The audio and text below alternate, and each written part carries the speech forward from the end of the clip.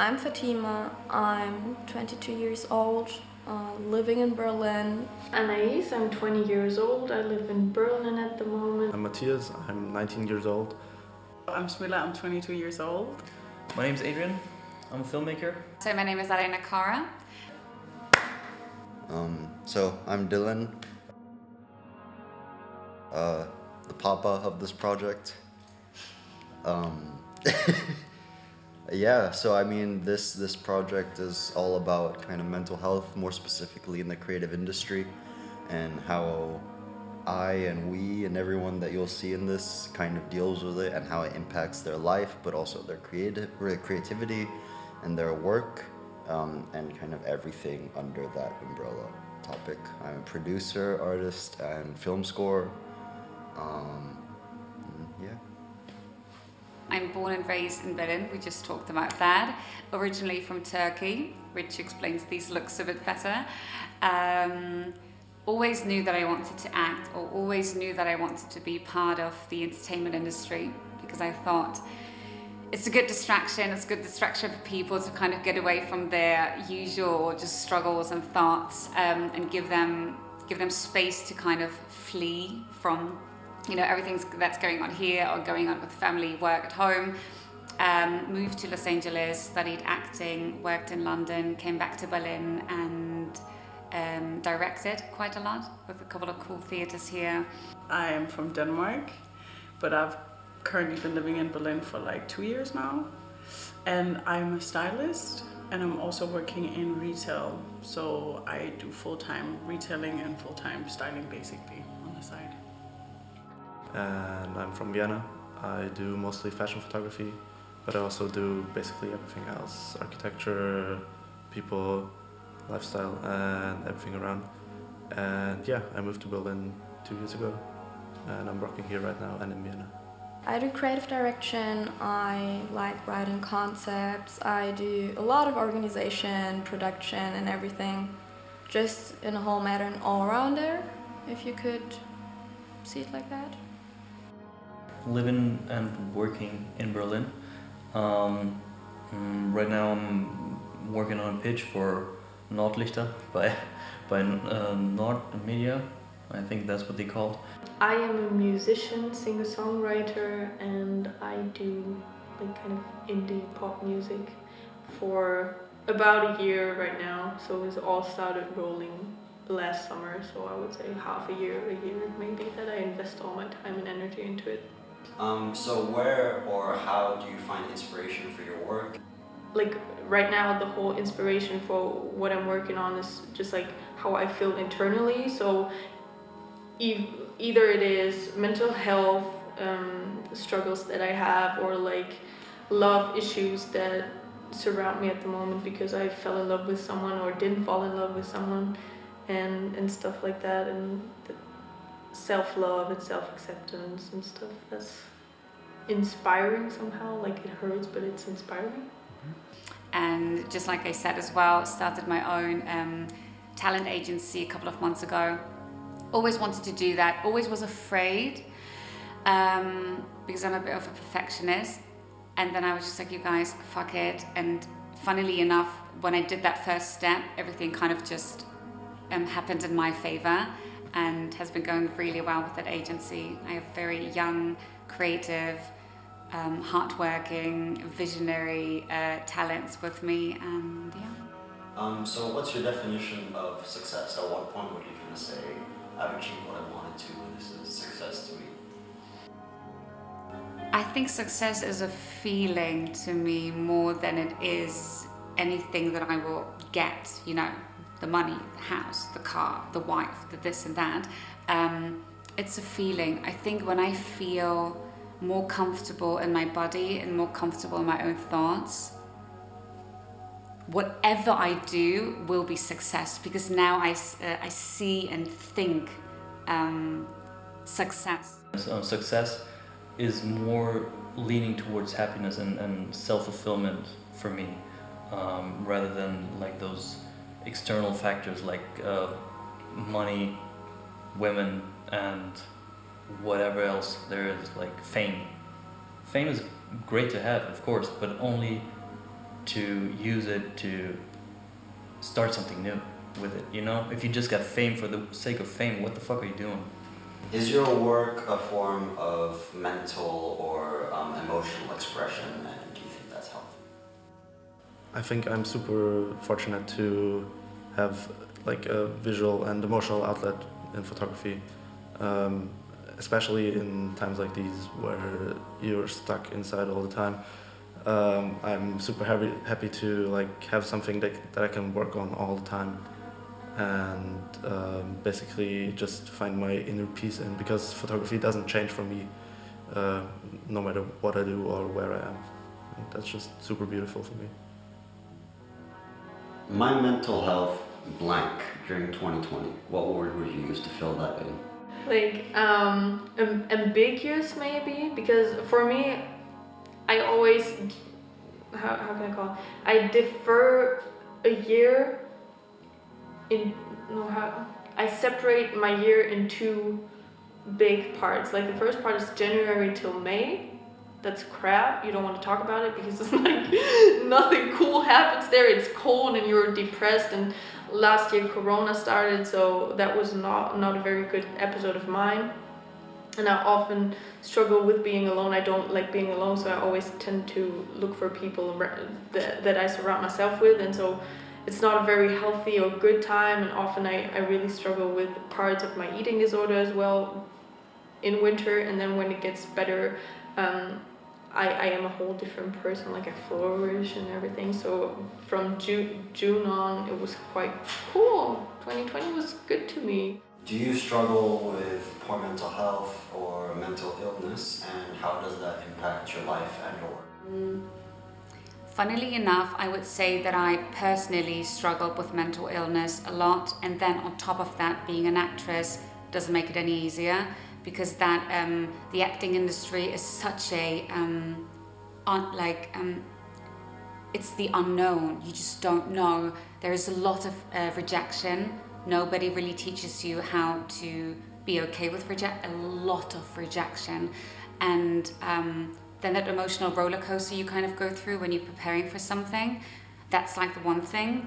And for me personally, I talk about this very openly, but I got bullied a lot for about 10 years, 12 years of my life, throughout my whole school time, because I had Tourette, which was very visible, and which I still have, but I just got to, I'm just able to work with it now. But that was a very primal time of my life where I was alone a lot. I didn't have a lot of friends, so I had a lot of time to think about certain things. I kind of got the message from everywhere that obviously I'm different, I'm not good enough, and to carry that into your adult life, difficult, and then put the acting on top of it, it's a lot.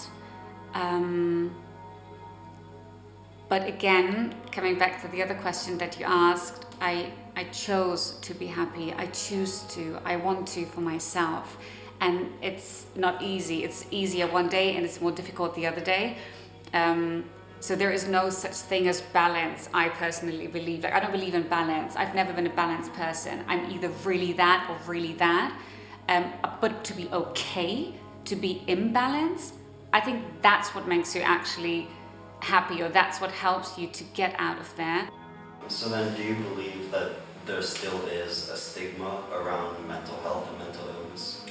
Definitely. Definitely. There is a everywhere I look. This is why I have so many problems actually living and being here, is because since I've been little, people have been telling me how I'm not supposed to feel, and telling me that the way I think and perceive the world is wrong. Since I've been thinking and watching it from a psychological view, is seeing that that's everything everyone does. It's, you're not supposed to feel like that. That's the way you're supposed to feel. And this is the whole predicament about all of this, is just that people just don't understand. Has there been a time where mental illness has positively contributed to your work? Safe.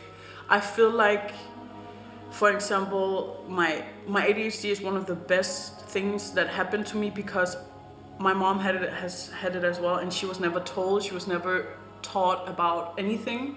And she told me in a very young age, she told me low-key, she was like, you have it, but I'm not gonna take you to the doctor. She was like, I'm not gonna get you on meds. I'm not gonna do any of that because I know it's not gonna work out for you. You're just like me, and what you need to do is figure out how can you turn this thing to your advantage. So I did, and I found out ways to kind of get, for example, if I already in school I started to do it. I told my teachers, I was like, I don't have any papers on this, but I know it's a fact. You can tell I'm talking to everyone when I'm not supposed to. So give me the allowance of taking a round around the school.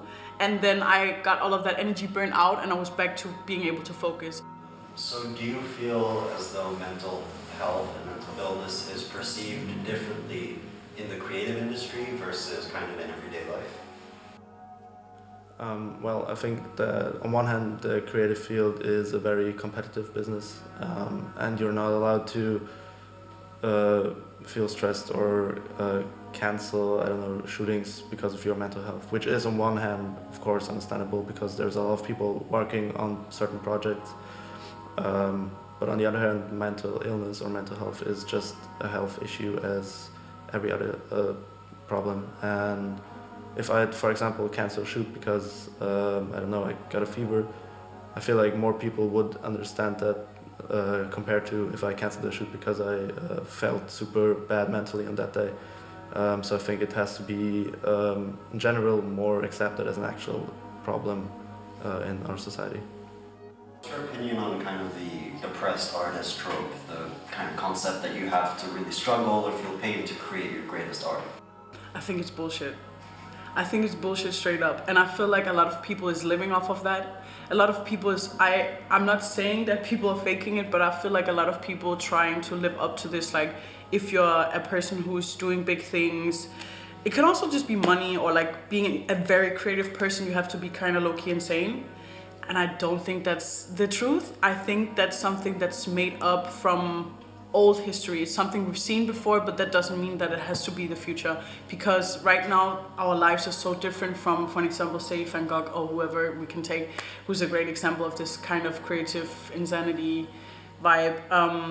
I think you just have to be you. And that's why I think a lot of people go the wrong way. They try to be something that they're not. They're striving after what they've seen before or something. And I feel like the most important thing is just be truthful to yourself and what you, I mean, if you're insane by nature, be insane by nature. But I don't think you should be insane just because you're creative. It doesn't belong together for me personally. Perfectly honest with you, I thought that I might lose what makes me special. My pain, my struggle, my suffering and everything. All that thing that's so important to me. But I found that once I was able to step away from it, I could see it more clearly, and I could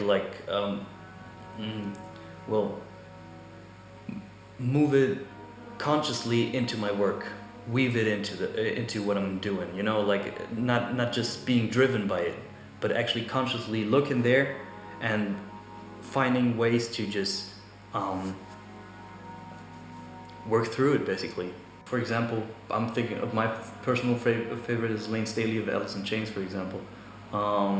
Okay, you could say Kurt Cobain, but I don't like Nirvana that much. So I'm gonna go with Alice in Chains.